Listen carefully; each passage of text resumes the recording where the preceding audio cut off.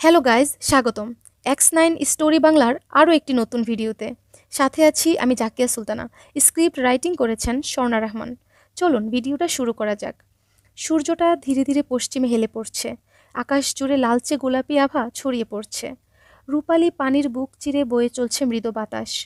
ছোট ছোট ঢেউ এসে বিলের পাড়ে আছড়ে পড়ছে, আর শাপলা শালুকের পাতাগুলো দুলিয়ে দিচ্ছে।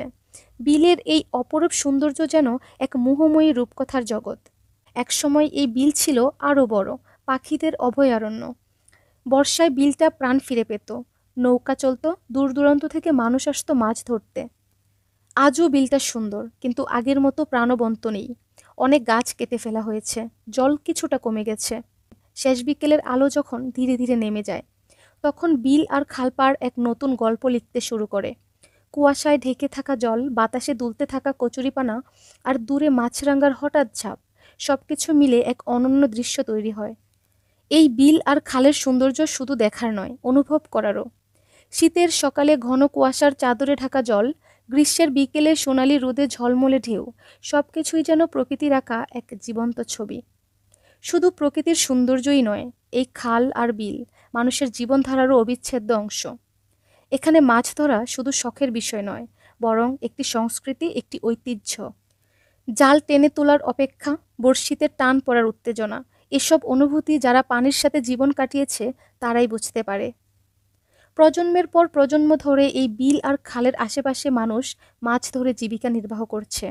বাপদাদার সময়েও যেমন ছিল, এখনও ঠিক তেমনই আছে। সময় বদলেছে, কিন্তু এখানকার মানুষের প্রকৃতির সাথে সম্পর্ক বদলায়নি। মাছ ধরার মাঝে যে উত্তেজনা, তা অন্য কোথাও পাওয়া যায় না। জলে বড়শি ফেলার পর যখন প্রথম টান পড়ে, তখন মন যেন আনন্দে নেচে ওঠে। বড় মাছ ধরা পড়লে সেই অনুভূতি হয় এক অনন্য বিজয়ের আনন্দ। দিনের শেষ আলোয় বিল আর খালের সৌন্দর্য যেন আরও মায়াবী হয়ে ওঠে। সন্ধ্যার হালকা বাতাস, পানির গায়ে সূর্যাস্তের রং, আর দূরে ভেসে যাওয়া নৌকা, সবকিছুই এক স্বপ্নময় দৃশ্যের মতো মনে হয়।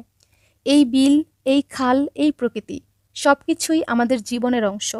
মানুষ আসবে, যাবে, কিন্তু প্রকৃতি তার আপন সৌন্দর্য নিয়েই থাকবে।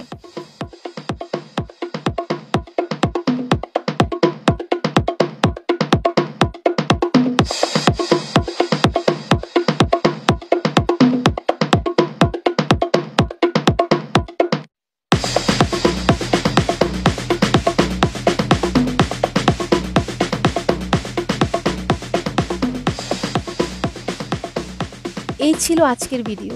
এতক্ষণ সাথে থাকার জন্য ধন্যবাদ।